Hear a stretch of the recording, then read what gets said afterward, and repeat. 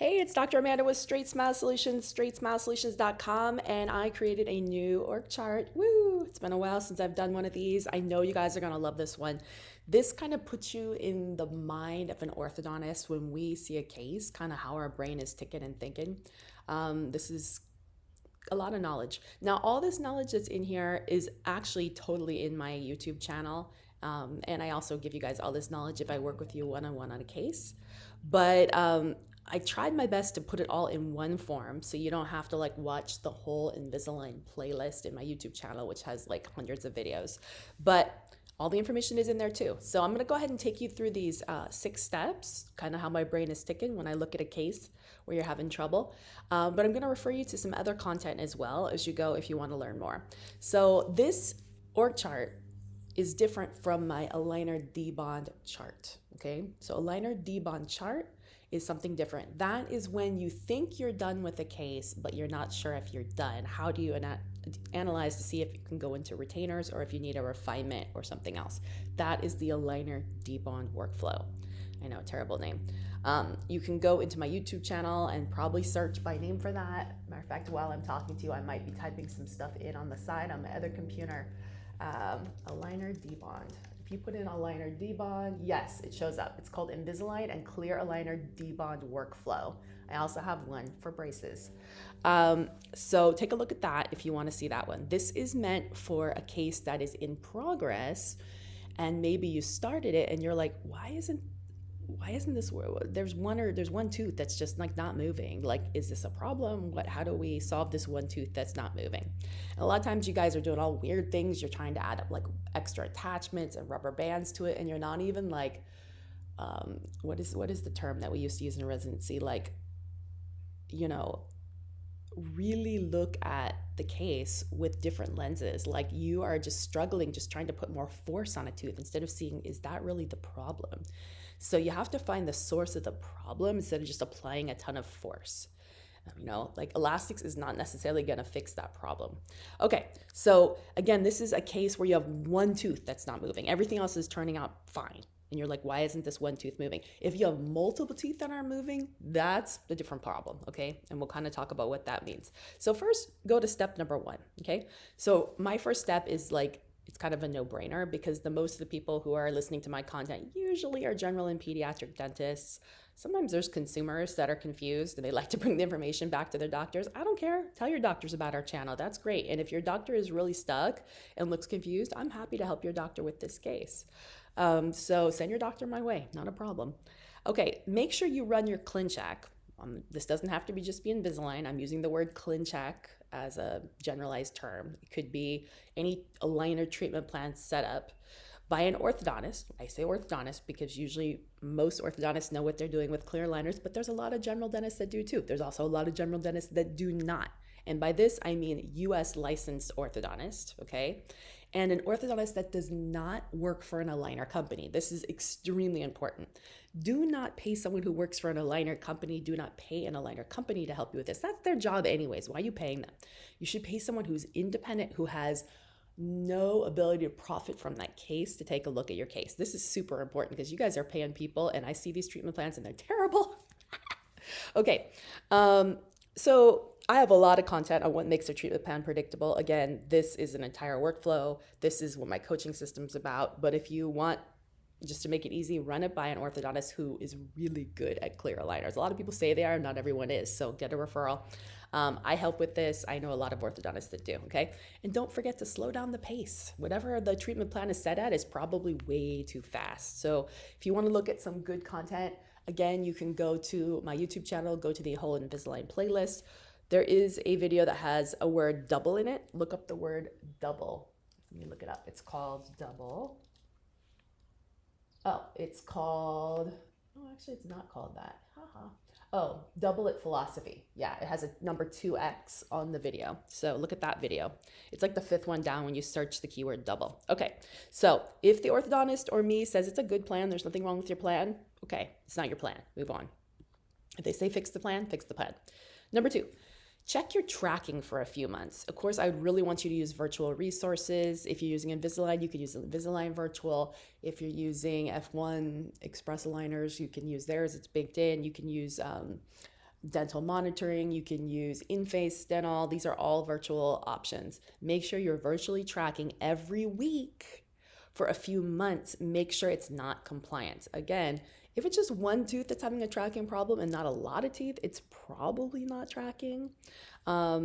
It could be your Clincheck, your setup, but it's probably not tracking. But good idea just to double check, because the one thing I noticed the general and pediatric dentists don't do right is that they don't really get compliance.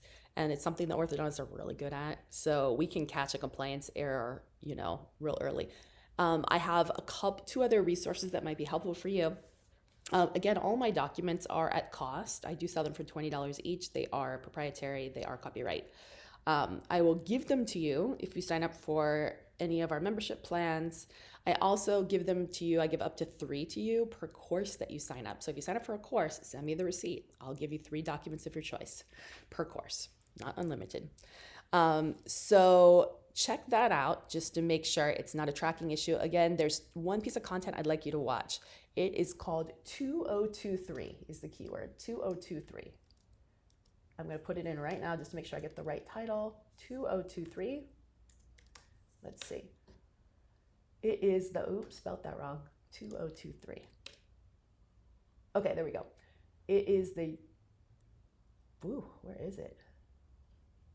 I thought it was 2023. Oh, yeah, it's pretty far down. 2023 clear aligner Invisalign take home and delivery instructions. So if you put in 2023 clear aligner instructions, it should be not too far down. If you just put in 2023, it's about 10 down. It has a picture of me with a boat with a flower in my hair and some aligners. That is a really good video to watch on how to deliver an aligner, the steps I do when I deliver a aligner. You might catch a gem in there. The other piece of content that's good is to make sure you have a good tracking handout. Or something about tracking on your website. I do have a handout I can give you as an example. It is available again for $20 or free if you've taken one of my courses or work with me on a case. Just let me know or have your own. A lot of times Invisalign or clear aligner companies will give you one. So see what they'll give you. Okay, if you do your virtual tracking and you realize it's not compliance, move on to the next steps. Next step is to check bite clearance with articulating paper. Sometimes you guys are trying to force a tooth to come down and it has no place to move because it's banging on the other tooth, or it's banging on overjet, or it's banging on negative overjet, or whatever. It's banging on an interference.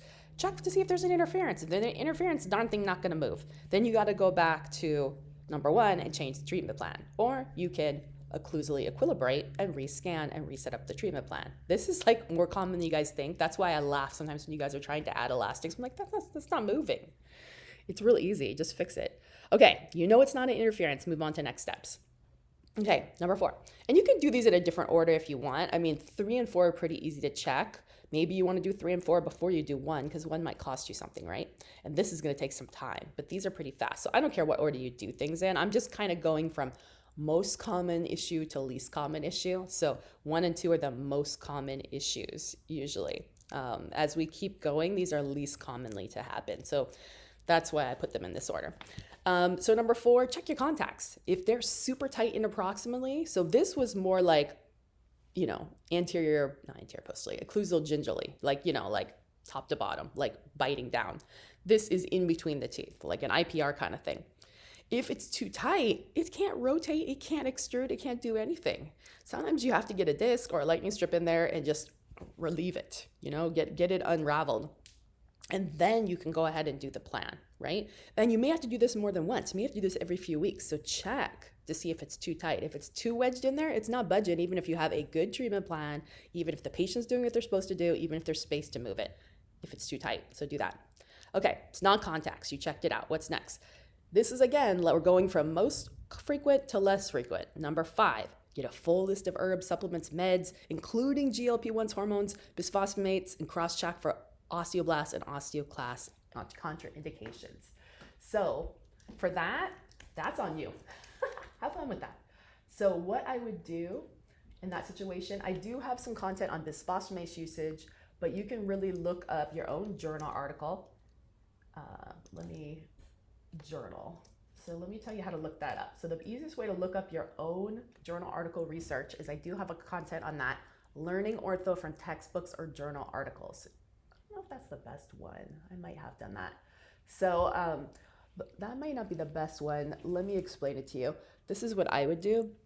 I would just go to Google and put in whatever you're thinking about. So if you look at some medication they're taking, and like I said, a lot of people are on vitamin supplements, herbs, weird supplements, stuff they can get over the internet. Like, not all of it is prescribed. So you got to make sure you got all this stuff. And I would actually specifically mention hormones, GLP, Ozempic, bisphosphonates, all that, because these all do have bone activity. So you can put in orthodontics, comma, that med or that supplement, comma, scholar, SCHOLAR on Google, those 3 words, commas, scholar, and see if any journal articles come up. That's more of a direct connection between orthodontics and that med. A lot of times that content isn't there yet. They may have something about bone, that med or that supplement, and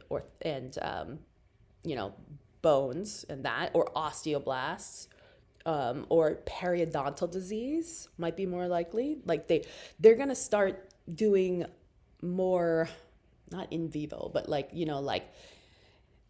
ex vivo type of things. They're not going to do it on humans before they do it on rats and mice, and they're not going to do it on rats and mice before they do it on cells in a dish. So this is kind of what I know, because I have published, I'm a published researcher, and the lab I worked in was an osteoblast lab. This was part of getting my master's for my orthodontics MDS, that we had to do at the same time in order to pay. So we had free orthodontics residency. So it starts off with, cells in a tray, and then it goes to actual cells from a mouse. And then eventually it goes to humans. That might be 10, 15, 20 years down the line. So you're not going to have your research on these newer meds and stuff like that on humans. It's not going to be about orthodontics yet, but it might be about cells. So you have to look for these connections. And the reason why you put comma scholar is it gives you access to PubMed and all these research articles, and you can at least see if it's loosely related. If it's loosely related, then at least it's a little red flag for me. Well, it could be one of your meds or supplements. If this is an over-the-counter supplement, maybe we tell them to go talk to their physician and see if that's something that they can eliminate and see if it happens. Obviously, if it's a prescribed supplement, probably don't want to take that off.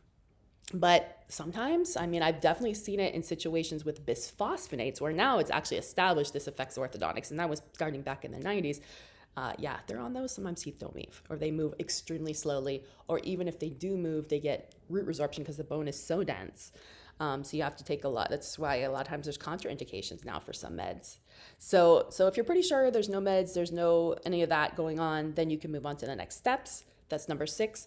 Lastly, and I put this one here because you got to spend money probably on this one. This is your kind of last resort if something's not moving, is you take a CBCT of the affected area, have it read, look for partial ankylosis or full ankylosis. And I have a lot of content on partial or full ankylosis, which I can't say that word today, just say ankylosis, in my YouTube channel, what to do, but usually, it's not going to move. So then you just move the other teeth around that tooth, even if it's partially ankylosed, and you can always build up that tooth or restore it later. So better to find out than to just keep spinning your wheels and damaging roots and stuff like that. And if you've done all 6 of these and you realize after you had this read, by your beam readers or your 3DDX, again, you can look up those keywords, that there's no issue with the root and you went through all 6 of these, well, then you missed something. That's what I said. You missed something. So if you went through all 6 and you didn't realize what the problem was, it's definitely one of these 6. So that's where you should really consider an a la carte session with me. We'll find the problem, but we're going to ask for all these records. So make sure you have everything ready to go. But I would say probably most commonly it's either 1 or 2, and I'll probably figure it out. But hopefully this helped you. I hope it does put you into the brain of an orthodontist and what goes wrong. Don't be afraid of clear aligners. And remember, you're never going to fully understand clear aligners unless you understand braces and phase 1, airway and all that. So if you haven't taken a braces course or a phase 1 interceptive course, you really should do before you get into really complicated aligner cases or even easy aligner cases, because you're just going to make so much more sense for you. You're going to have so much fewer struggles. So check that out if you haven't already. All right, thanks so much, and I hope to talk to you soon.